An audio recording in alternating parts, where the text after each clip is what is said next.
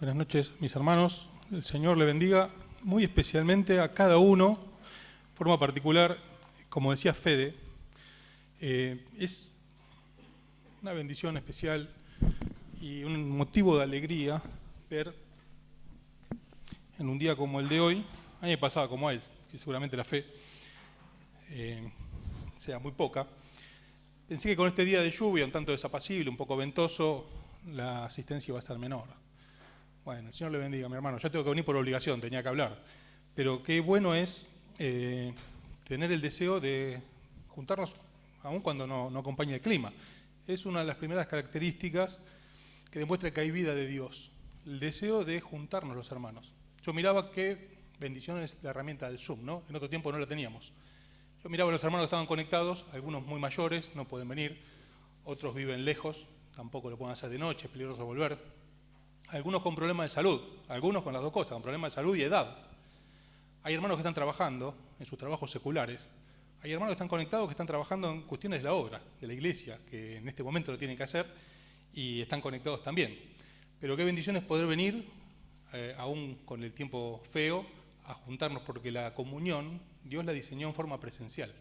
Como decía Fede, hay cuestiones que no se pueden reemplazar a la distancia, que son herramientas muy buenas. Y yo, de hecho, durante la semana miro videos y me son de bendición y de edificación, pero eso ni remotamente reemplaza la comunión que Dios la diseñó en forma presencial. Así que el Señor lo bendiga. Estuvimos orando en casa, como seguramente muchos hermanos, por el encuentro de la noche, para que Dios mueva los corazones, y gracias a Dios que lo hizo, y estoy de mi hermano, una respuesta al deseo de Dios de convocarnos esta noche y a muchas oraciones de muchos hermanos que seguramente durante el día estuvimos orando por esto, y es una alegría poder verlo la noche. El salón lleno, gracias a Dios, están ocupadas todas las sillas, casi, queda un par nada más. Bueno, como decía Fede recién, hoy nos toca comenzar con un libro nuevo y con la ayuda de Dios vamos a empezar a considerar a lo largo de estos viernes la primera carta de Pablo a los tesalonicenses. Vamos a considerar primera Tesalonicenses, presentar la carta y seguramente considerar un par de versículos. Yo había preparado todo el capítulo, pero creo que va a ser muy largo, así que vamos a considerar un par de versículos y sacar alguna conclusión. Y esta carta que empezamos a estudiar en esta noche es la carta más antigua de las que escribió Pablo. Se estima que fue escrita por el año 51, 52. O sea, piensen ustedes, algo así como 20 años después de la partida del Señor. Nada, 20 años. Muy poquito tiempo. ¿Y de dónde salió esta iglesia a la cual Pablo le escribe? Bueno, fue uno de los primeros lugares en los que se predicó el Evangelio fuera de Tierra Santa, en Europa. El primer lugar en Europa donde se predicó el Evangelio fue en Filipos. Y el segundo fue en Tesalónica, una iglesia que fue fundada en el segundo viaje misionero. Y se calcula que quizá un año antes de este escrito, allí por el año 50, 51, muy poquito tiempo antes de que Pablo escribiera esta carta, había fundado esta iglesia. Era un tiempo donde, sobre todo en Europa, no era muy expandido, muy conocido el cristianismo, porque hacía muy poquito tiempo que había surgido y era el segundo lugar apenas donde se predicaba. Pablo, cuando llega a esta ciudad, lo que hace es ir a la sinagoga de los judíos a predicar. Y allí se ve el primer impacto. Pablo predica el Evangelio de Jesucristo, a Cristo como Salvador, ahora lo vamos a leer, y se convierte en judíos. Se convierte en judíos y en poquito tiempo, allí al principio, surge un problema, que es que empiezan a tener problemas con los judíos. Ahora, vamos a ver, conforme vamos avanzando con el libro los siguientes viernes, que la iglesia era una iglesia compuesta mayormente de gentiles, o sea, de no judíos. Y llama la atención, ¿por qué tanto problema con los judíos si la mayoría de la iglesia era no judía? ¿Por qué afectaba a esto a los judíos? Bueno, vamos a leer el contexto donde nace esta obra, está allí en el libro de Hechos, capítulo 17. Si quiere lo busca, si no yo voy a leer, son poquitos versículos. Y allí vemos por qué hubo problema con los judíos, siendo que la iglesia era mayormente gentil. Y dice Hechos 17:1, pasando por Anfiópolis y Apolonia, llegaron a Tesalónica, donde había una sinagoga de los judíos. Y Pablo, como acostumbraba, fue a ellos. Y por 3 días de reposo, por 3 semanas, 3 sábados, discutió con ellos, declarando y exponiendo por medio de las Escrituras que era necesario que Cristo padeciese y resucitase de los muertos. Y que Jesús, a quien yo os anuncio, decía él, es el Cristo. Y algunos de ellos creyeron, de los judíos, y se juntaron con Pablo y con Silas. Y de los griegos piadosos, gran número, y mujeres nobles, no pocas. Y bueno, cuenta que Pablo hace como suele hacer. Llegaba a una ciudad donde no conocía, ¿y a dónde iba a ir? Iba a la sinagoga. Primero porque eran judíos, y en los primeros tiempos el cristianismo se veía como una secta, como un desprendimiento de los judíos. Y ellos, siendo judíos, iban al lugar donde encontraban gente que estaba interesada en Dios. Se juntaban para orar, para estudiar las Escrituras. Y el lugar más apropiado para empezar a predicar era ese. ¿Y qué pasa? Bueno, se convierten algunos judíos, y dice acá que se convirtieron algunos griegos piadosos. Pero este relato está dentro de estos 3 primeros sábados donde Pablo hablaba en la sinagoga, por lo cual se entiende que estos griegos piadosos que se convirtieron no eran otra cosa que lo que la Biblia llama prosélitos. ¿Qué era un prosélito? Era alguien de los gentiles, que no era judío, que se convertía al judaísmo.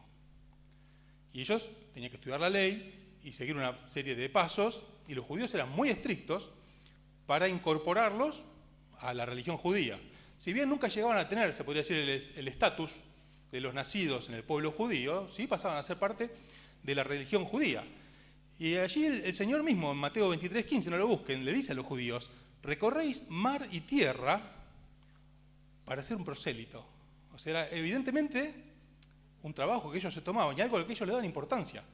Arrebatar de los gentiles idólatras a gente que se convirtiera al judaísmo. Esto mismo lo cuenta Josefo, que son libros de historia, la importancia del trabajo que tomamos los judíos para convertir al judaísmo un prosélito. Allí en el libro de la Antigüedad de los Judíos está estos relatos. Y bueno, causa este impacto. Se convierte prosélito, se convierte en mujeres nobles, no pocas, y empezó a ocurrir lo que siempre pasa cuando Dios empieza a obrar. ¿Y qué es lo que pasa cuando Dios obra? Bueno, vamos a ir viendo el capítulo y a lo largo del libro, que una de las características más notables de la obra y de los hermanos en aquel lugar, que Pablo habla acerca de vidas transformadas. Una de las primeras cosas que se ve cuando Dios obra en un lugar, en una iglesia, en una ciudad, es que las vidas son transformadas. ¿Y qué otra cosa vemos? Se ven por lo menos 2 cosas. Una, vidas transformadas, la otra, ¿cuál es? Y la otra es que cuando Dios obra, el que se inquieta es el diablo. Inmediatamente comienzan a manifestarse los frutos de Dios en la vida de los hombres, aparecen también los problemas, que no es otra cosa que el diablo inquieto. Pablo le relata a los corintios que había ido a Éfeso y le dice, se me abrió una puerta grande y eficaz, y muchos son los adversarios. Porque hermanos, las 2 cosas casi siempre vienen de la mano. Cuando Dios obra, inevitablemente se tiene que ver en vidas transformadas. Si no, es un acercamiento intelectual, pero no es una conversión. Y la otra que el diablo se va a oponer, que van a empezar a ver problemas. Le pasó esto a Pablo en Éfeso. Lo estuvimos considerando hasta el viernes pasado en Nehemías. Mientras los judíos estaban ahí sin muros, más o menos estaban todos tranquilos, cuando empezaron a llevar adelante el propósito de Dios para su ciudad, y se empezaron a juntar distintos enemigos y a tramar de una y otra manera, de amenazas, con mentiras, inventando cosas, y dice, ¿por qué tanto problema? Si igual lo que quieren hacer es cerrar la ciudad y quedarse adentro, no van a molestar afuera. Bueno, lo que pasa es que cuando Dios obra, el diablo se inquieta. Nos tiene que llamar la atención cuando esto no ocurre.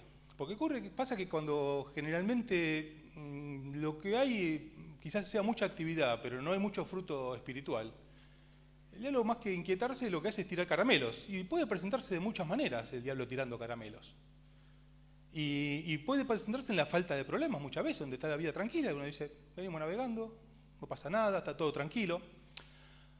A veces aparece la evidencia de que el diablo está tranquilo, los caramelos que tiran, vienen de la mano del bienestar económico. Y uno dice, pero ¿cómo? El trabajo es una bendición. Sino que le preguntemos a los hermanos que estamos orando para que consigan trabajo. O cuántos hermanos con dificultades económicas a los cuales la iglesia los pueda asistir. Si viene en la casa del justo, siempre hay abundancia de pan y no falta lo necesario. Hay situaciones económicas que apremian y el trabajo es una bendición.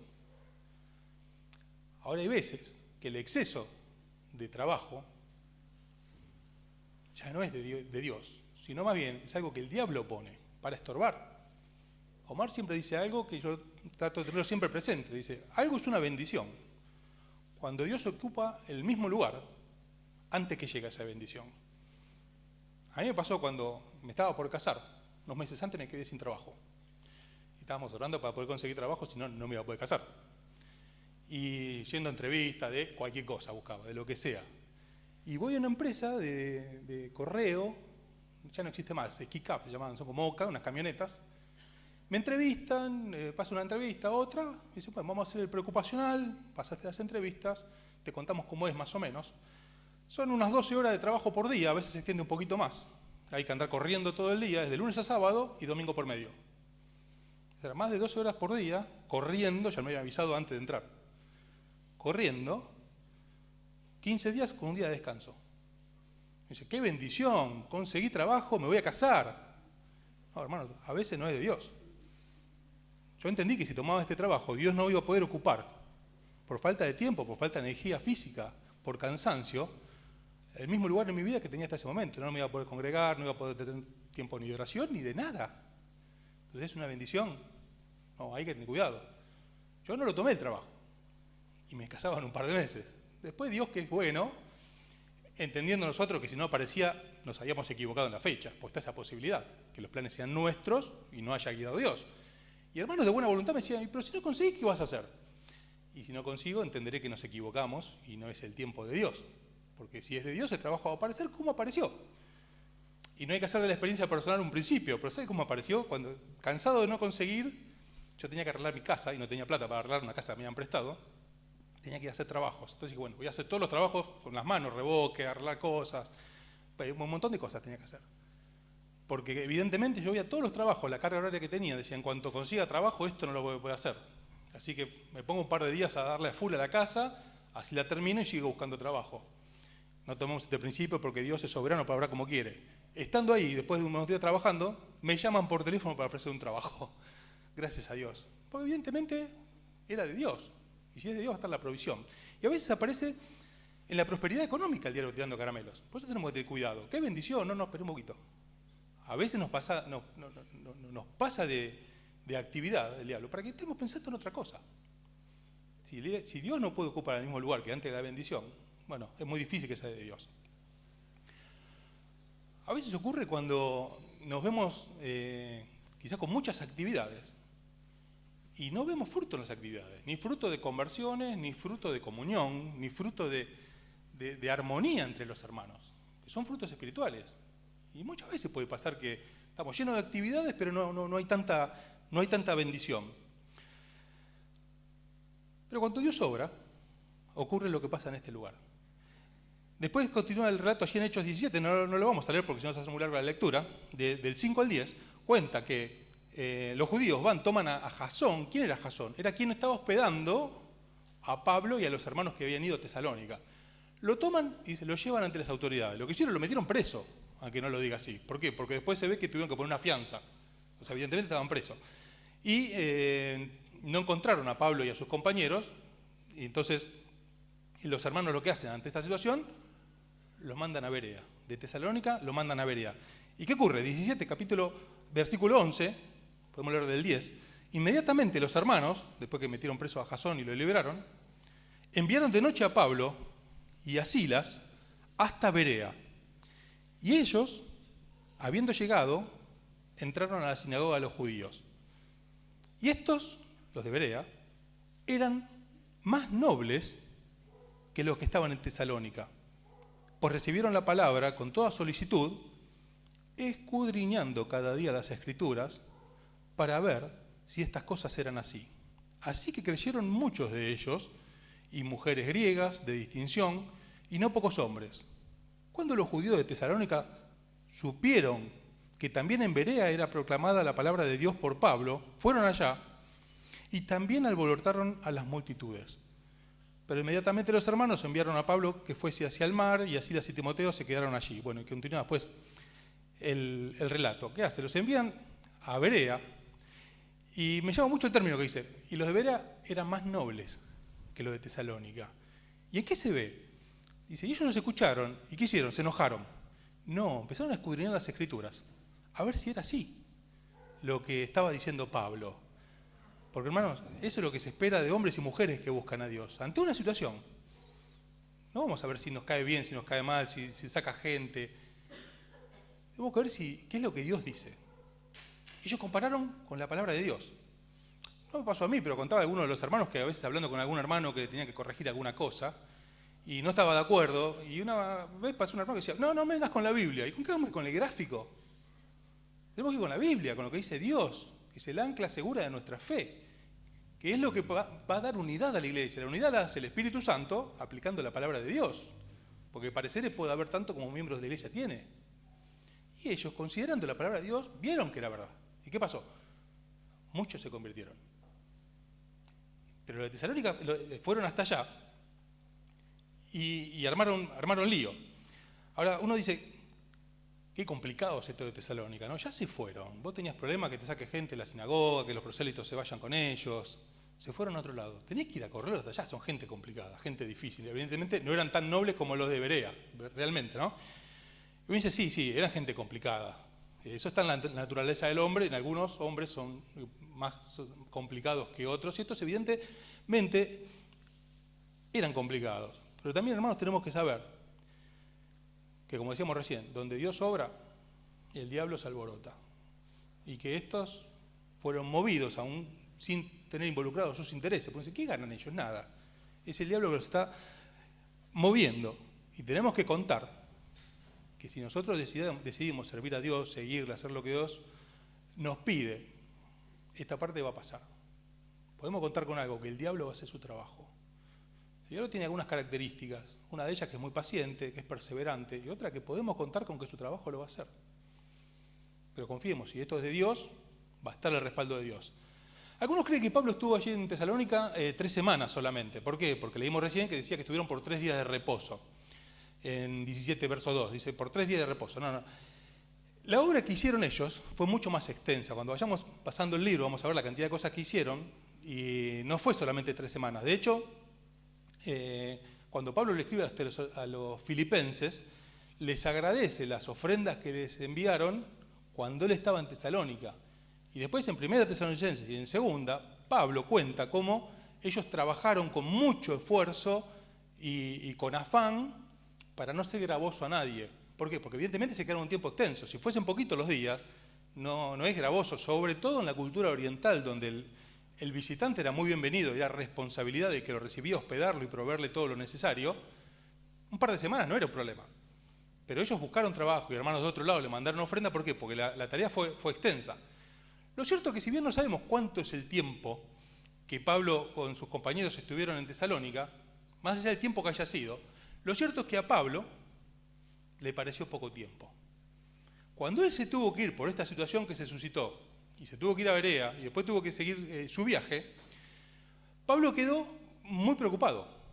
Vamos a ver a lo largo de la carta que él se queda con la sensación de haber dejado una iglesia sin un liderazgo experimentado. Él queda muy preocupado por la falta de un liderazgo experimentado y por la situación adversa que vivía la iglesia en la ciudad, porque estos de Tesalónica no eran nobles y eran gente difícil. Entonces, ¿qué es lo que él hace? Envía a Timoteo a Tesalónica. ¿Para qué? Bueno, en primer lugar, para alentar a los hermanos, para que ellos no se aparten del camino, para animarlos, pero también los envía para que él les traiga un informe, para que Timoteo les cuente cómo venía la obra en Tesalónica. Porque no sabemos cuánto tiempo estuvo, pero lo cierto es que a Pablo le pareció poco. Le pareció que faltaban cosas por hacer. Y vuelve Timoteo con el informe. Y lo que trae son buenas noticias. Y allí cuenta él los firmes que estaban los hermanos. Cómo ellos estaban firmes en sus decisiones, cómo no se habían vuelto a los ídolos, cómo se ve el obrar de Dios en la iglesia. Y allí Pablo, ante esta buena noticia que trae Timoteo de Tesalónica, es movido a escribir esta carta que empezamos a considerar este viernes, Primera Tesalonicenses. Ahora, ¿acerca de qué le escribe Pablo a estos hermanos? Bueno, hablábamos con los hermanos cuando considerábamos qué libro seguir, que entendíamos la guía de Dios en considerar Tesalonicenses, considerando que es una carta enormemente práctica. Es una carta muy práctica, donde da muchos consejos prácticos para la vida diaria. Y Pablo les escribe acerca de estas cosas. Les escribe acerca de cómo deben conducirse para confirmar esta decisión que ellos habían tomado. ¿Por qué? Porque había algunas situaciones que tenía que corregir. Algunos habían dejado el trabajo. Tanta era la fe que tenían que si no volvía, que dijeron, si ya vuelve, ¿para qué vamos a trabajar? No consideraron que podía demorarse y de hecho hasta el día de hoy estamos esperando. Pero algunos habían dejado de trabajar, había algunas cuestiones morales que había que corregir. Había algunas irregularidades en el ejercicio de los dones, sobre todo en la profecía. Y había algunos problemas con las autoridades de la iglesia, que sobre el final del libro Pablo tiene que escribir acerca de esto.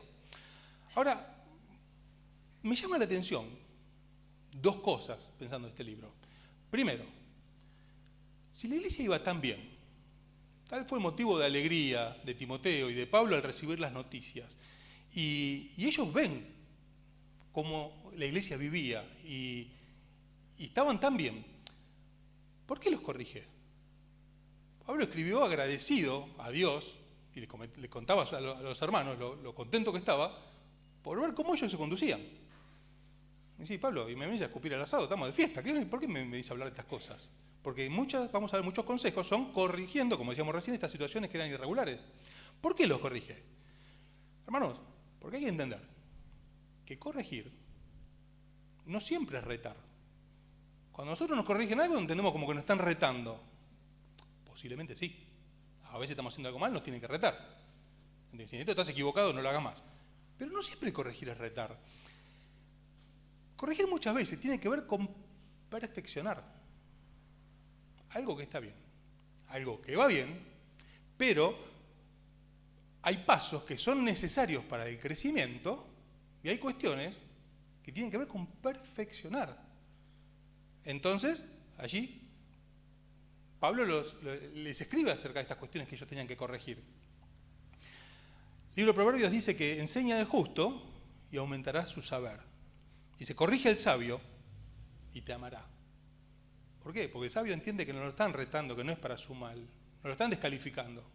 A veces nos observan algo y tomamos como algo personal, como que nos están agrediendo. No nos están agrediendo, es algo para nuestro bien. La otra actitud no es espiritual. El mismo capítulo de Proverbios dice que si corrige al escarnecedor, ¿qué ocurre? Se atrae afrenta.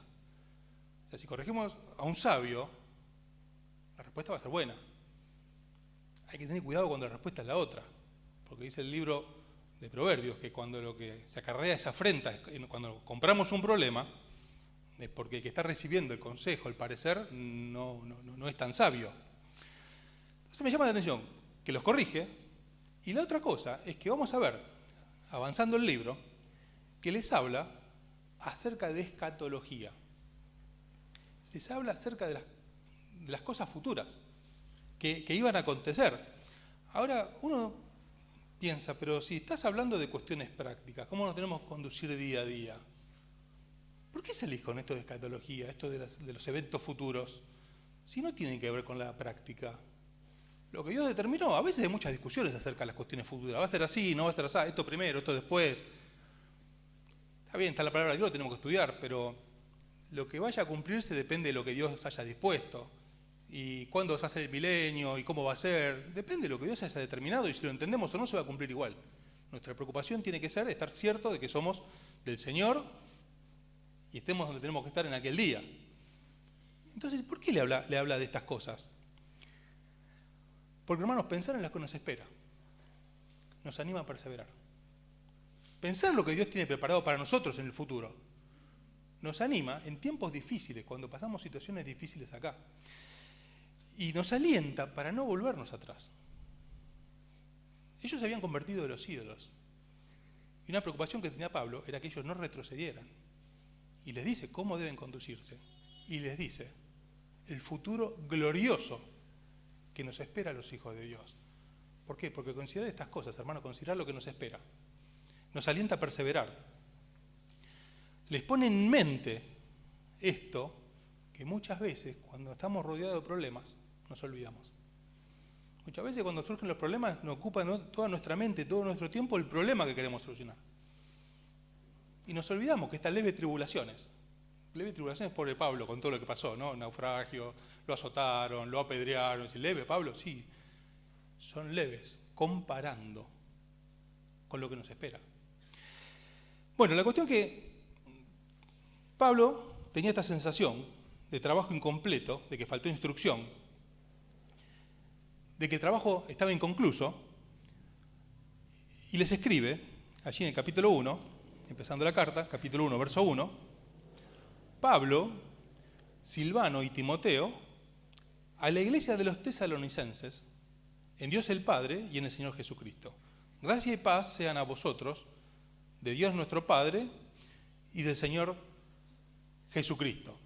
Pablo y Timoteo son muy conocidos, no hace falta aclarar quiénes son. Ahora, dice Pablo, Silvano y Timoteo. ¿Quién es Silvano? Silvano es Silas, que aquí lo llama de esta manera, pero Silas y Silvano es la misma persona. ¿Quién es Silas? Es quien reemplazó a Bernabé en el segundo viaje misionero. Cuando se arma el primer equipo misionero, salen en el viaje, el primer viaje misionero, y estaban Bernabé y estaba Juan Marcos. Y bueno, allí Juan Marcos en un momento, se podría decir, le pintó el bajón y se volvió, se fue. Cuando van a iniciar el segundo viaje, en el cual se funda la iglesia de Tesalónica, Bernabé quiere incluirlo de vuelta, Pablo entiende que no, Bernabé que sí, y allí hay una discusión, tal es así como no llegaron a un acuerdo que se arman dos equipos y deja de ir Bernabé y se suma Silas a este viaje, ¿no? Porque bueno, si bien no tenían acuerdo entre ellos, lo que se espera de hombres espirituales cuando no hay acuerdo es que ocurra esto. Y bueno, no nos vamos a pelear, no vamos a afectar la obra, no vamos a hablar mal del otro, porque esto está mal. Y Pablo tomó otro hermano y se fue para otro lugar, y Bernabé siguió su trabajo, y bueno, no se sigue mucho el relato de qué es lo que pasó con él. Y llama mucho la atención que Pablo, cuando se presenta junto con Silas y con Timoteo, que da los nombres y no se presenta, como en muchas de las cartas que él escribe, como apóstol, ni como esclavo, que es la palabra que generalmente usa cuando se presenta como siervo. No se presenta ni como apóstol, ni como esclavo, ni como nada, dice Pablo, solamente con el nombre. ¿Por qué? Porque evidentemente, para con los hermanos de Tesalónica, no era necesario aclarar nada. A veces es necesario. A veces Pablo tenía que recurrir a que se respete, no por una cuestión personal, no porque tuviese que ver con él, sino que se respete la investidura, la autoridad que Dios le había dado. Porque si bien ninguno de nosotros es nada, sino que lo que tenemos es, lo bueno que tenemos es porque Dios lo puso. Yo creo que hay autoridades, hay ministerios delegados por Dios. Y a veces fue necesario en algunas oportunidades que Pablo haga mención a esta investidura, no por él, no es algo personal, sino para bendición de los hermanos, para bendición de la obra. Acá evidentemente no había ninguna desobediencia, entonces no era necesario recalcarlo, pero en otras ocasiones tuvo que decir, permítame un poco de locura, tuvo que decir Pablo a algunos hermanos, yo sé esto, aquello, lo otro, ¿qué? ¿Para enorgullecerse? No, para decir que entiendan con quién están discutiendo. Yo no estoy diciendo esto porque se me ocurre, pues es una idea mía. Dios me mandó que les enseñe esto y tiene que recurrir a pedir el reconocimiento de la autoridad. ¿Para qué? Para bien de la obra y para bien de los hermanos. Porque en la iglesia hay autoridades.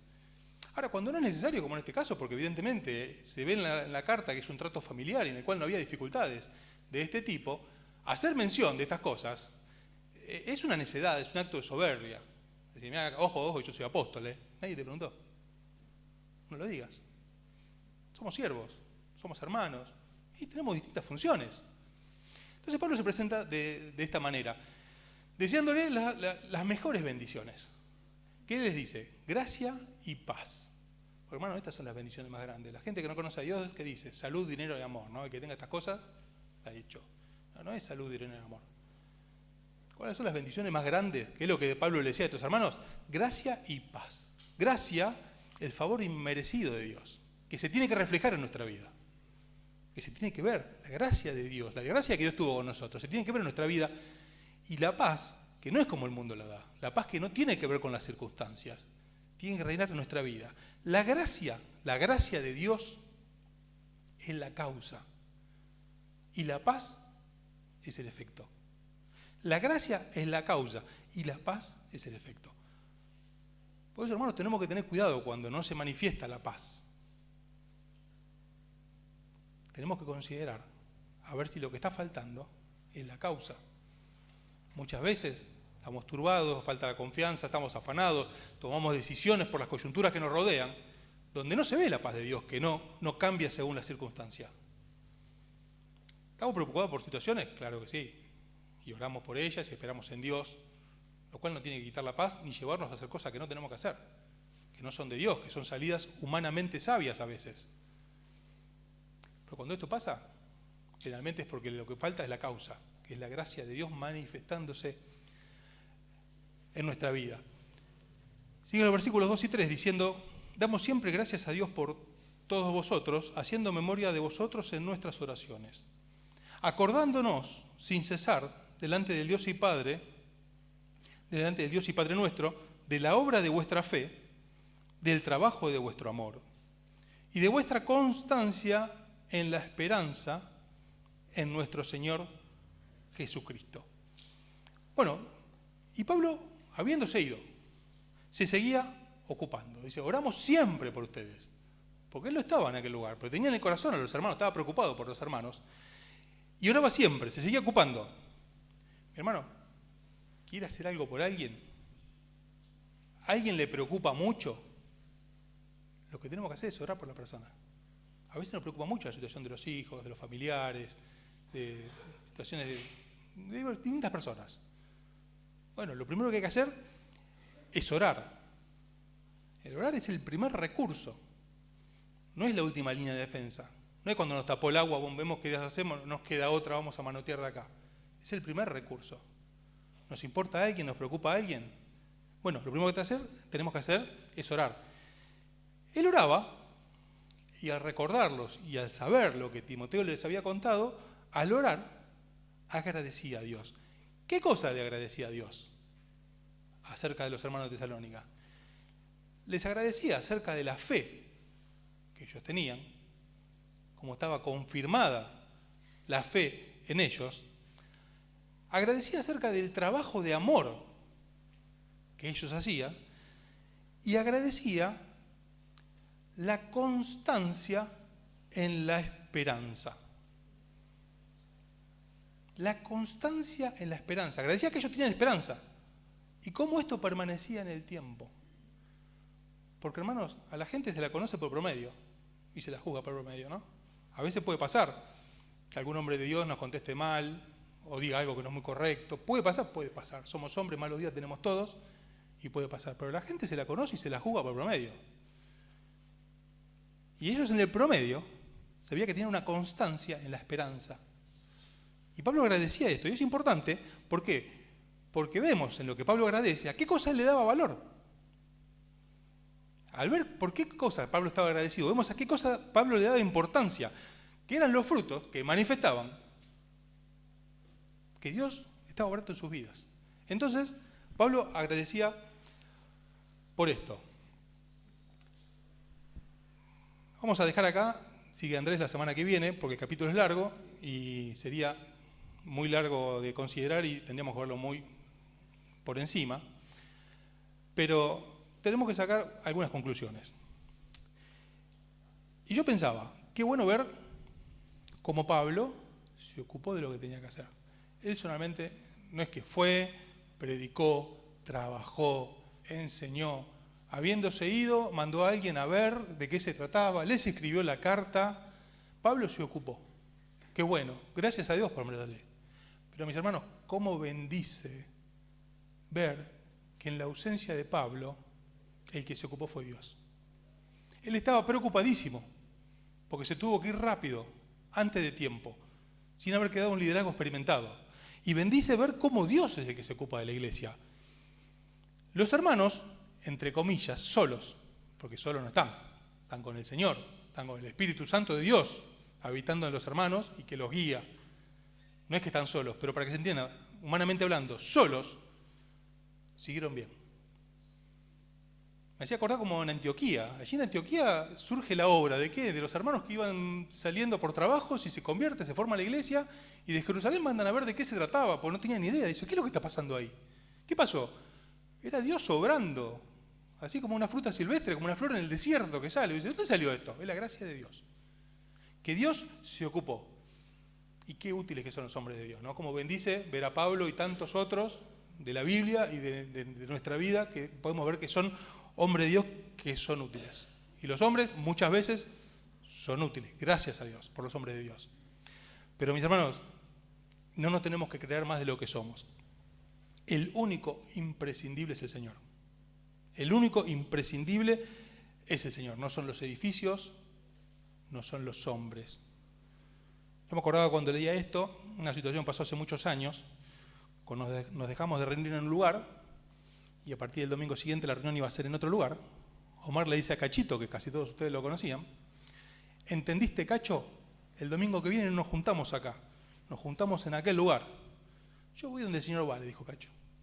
Gracias a Dios, porque no es importante el edificio, no son imprescindibles los hombres. Cachito con su sencillez entendió, yo voy donde está el Señor. ¿Porque los hombres son útiles? Claro que sí, gracias a Dios, por los hombres que nos fueron de bendición en nuestra vida. Pero el único imprescindible es el Señor. Una persona, un hombre, una mujer, una iglesia, sin la asistencia, sin la cercanía de hombres de Dios, pero cerca de Dios, crece igual. Esto lo vemos en muchas iglesias. A veces me toca visitar algunas iglesias y cuando escuchamos los hermanos del lugar predicando, decir, qué sencillo. Y a mí me alienta muchísimo ver la bendición de Dios. Cuando en algunas iglesias no tienen maestros notables, no tienen hombres carismáticos. Pero una iglesia, una persona que no cuente con cercanía de hombres importantes, notables, pero cerca de Dios, la persona, la iglesia, va a crecer igual, porque Dios se ocupa. Ahora, cuando es al revés, no. Así cerca de nuestra vida o en la iglesia haya hombres notables, hombres de Dios, si la persona o la iglesia no está cerca de Dios, no funciona. El ejemplo más claro, ¿cuál es? Judas. ¿Quién tuvo mejor maestro que Judas? El Señor estaba con él. ¿Quién le pudo enseñar mejor? Nadie. El problema no estaba en el hombre de Dios, que por otro lado era Dios mismo, no era un hombre de Dios. Dios mismo hecho hombre que estaba con él. Sino el problema era su corazón que estaba lejos de Dios. Cuando es al revés no funciona. Por eso no se puede echar la culpa a la iglesia. El humanismo dice, el hombre es el hombre y sus circunstancias, la psicología del hombre es el hombre y su pasado. No, el hombre es el hombre y su relación con Dios. El resto son condicionantes, claro que sí, ayuda un montón. Qué bendición que es tener condiciones que acompañen, pero no son determinantes. Lo determinante es nuestra relación con Dios, la de cada uno de nosotros. Y Dios se provee. Ahora, nosotros tenemos que cumplir nuestra parte, tenemos que hacer como, salvando la distancia, como Pablo hizo, ocuparse de lo nuestro, preparar la sucesión. Él estaba preparado porque quede una sucesión acorde a la circunstancia. Pero el crecimiento, hermanos, lo da Dios. Después leímos en el versículo 3, hablando del trabajo de vuestro amor. Después un poquito más adelante lo vamos a ver seguramente el viernes que viene, como habla de que Pablo dice, fuimos por amor. Y en el versículo 6 le dice, vinisteis a ser imitadores. Una de las características que tenía la iglesia por la cual Pablo oraba y daba gracias, ¿cuál era? El amor. El amor que es fruto del Espíritu, para empezar. Pero, que dice Pablo, que además de ser un fruto del Espíritu, pues sin la manifestación del Espíritu esto no puede ser, además de ser fruto del Espíritu, ellos habían aprendido, habían visto de Pablo. Esto es una manifestación del Espíritu Santo, pero ellos lo habían visto, lo habían aprendido de Pablo. Ahí dice, qué bueno, ¿cómo vieron en ellos el amor en la persona de Pablo? Y uno dice, pero, tanto amor, Pablo, pero si emprendió este viaje hacía poquito tiempo, cuando él no quiso llevar a Juan Marcos, cuando se separó de Bernabé, ¿dónde está el amor ahí? Bueno, mis hermanos, es que Pablo entendió que Juan Marcos tenía que entender algo y tenía que corregir. Y eso también Eso, sobre todo, se podría decir, es amor. El tratar de corregir a alguien. Hay que querer mucho a alguien para pagar el precio de la restauración. Es más fácil dejarlo que haga lo que quiera. Para pagar el precio hay que quererlo mucho. ¿Por qué? Porque a veces hay que acomodar algo. Y no es una situación grata. A nadie le gusta. Pablo en un momento tuvo que confrontar cara a cara a Pedro porque lo que hacía era de condenar. Ahora, con todo lo que pasó Pablo, tiene a alguien como Pedro, se junta con él, tiene ganas de comer un asado, no tiene ganas de discutir con él. Pero como lo quería, lo tenía que corregir. Porque corregir muchas veces duele. Yo tengo esta mano un problema muy serio. Yo, cuando era chico jugando, me enganchan una rodilla, jugando al rugby, y me queda acá contra la muñeca el dedo. Yo que siempre fui medio animal, me puse la mano entre las rodillas, casé el dedo, tiré y se acomodó. Y seguí con mi vida. Pasando el tiempo, dolía. Cuando voy al médico, me dice, bueno, que tenía que operar, limar el hueso. Dije, no cuenten conmigo, me fui a mi casa. ¿Por qué? Porque era doloroso ponerlo en su lugar. Ahora, ¿qué pasó? El dedo no quedó bien, hoy no lo puedo abrir, me trae problemas en tareas finas, si escribo mucho me duele mucho la mano. ¿Por qué? Porque en su momento no me convenció que había que hacer para restaurar la función de la mano. A veces duele, a veces es un problema, pero es para el bien. Y para hacer esto hace falta mucho amor, hermanos. Es más fácil dejarlo pasar. Después Pablo se ve más adelante cuando le escribe a Timoteo, estando preso, donde dice, vení Timoteo a verme, por favor, estando preso él. Y trae a Juan Marcos, porque me es útil para la obra. Porque Pablo no tenía algo personal con Juan Marcos, no estaba enojado con él porque se volvió. Pablo quería restaurarlo. Quería que entienda que se había equivocado. Y evidentemente en algún momento lo entendió y Pablo lo restauró. ¿Qué es restaurar? Poner en el lugar que estaba antes. Y le dijo, tráemelo porque me es útil. Porque no tenía algo personal. ¿Qué otra cosa vemos en esto? Para terminar, pasó el tiempo. Mis hermanos, la obra, la vida, tiene distintos momentos. Acá vemos como Pablo y Silas, acá estaban contentísimos. Como Dios los bendijo la obra, los hermanos estaban firmes, había fruto. Los mueve a escribir una carta llena de gratitud. Oraban agradeciendo, gracias a Dios, qué lindo, qué lindo. Pero estos mismos Pablo y Silas, en Hechos 16, estaban en Filipos, presos, en el calabozo de más adentro. Lo cual no es una ubicación geográfica solamente. Cuentan los historiadores que eso se cavaba en la roca y no solamente no había luz, no había aire, sino que todos los excrementos y demás cosas corrían hacia ese lugar que estaba más abajo. Un lugar terrible. Y no estaban jugando al backgammon, estaban con los pies en el cepo. Y ellos cantaban y oraban, los presos los escuchaban. Y después hubo un terremoto, podemos leer el relato en casa, se convirtió el carcelero, su familia. Vemos como Dios los bendijo, gracias a Dios, pero hay que pasar el momento. Y la vida, hermano, la obra tiene de todo. Tiene momentos como los de Tesalónica y tiene momentos como los de Hechos 16. Hermanos, ellos tenían gozo, porque Pablo escribió, yo sé vivir en abundancia y sé tener necesidad, porque la vida incluye de todo y se espera del maduro, del hombre, la mujer madura, se espera estabilidad. Que sepamos que pueden venir las circunstancias, estabilidad emocional, estabilidad espiritual, estabilidad en el ministerio. Hermano, porque la vida incluye de todo y Dios está presente en todas las cosas. Así que, hermanos, ¿cuál es el mensaje central de este libro? Bueno, la práctica de la fe, lo que se tiene que manifestar en nuestra vida. Que el Evangelio es poder de Dios, no es un mensaje lindo, es poder de Dios que salva, que transforma y que permanece en la vida de los hijos de Dios. Bueno, si estas cosas no están presentes, ¿cuál es la solución? Acercarnos a Dios, y que da la gracia.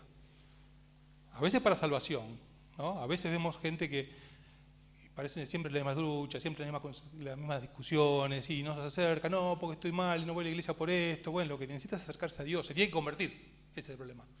A veces queremos que tenga fruto y lo que necesita es convertirse. Pero a veces somos del Señor y lo que necesitamos es acercarnos a Dios para comunión, para que la vida que Él nos dio en el Señor sea manifiesta. Hermanos, que así sea para la gloria de Dios, para la bendición nuestra de la iglesia, y seguiremos los viernes siguientes con el estudio de esta carta.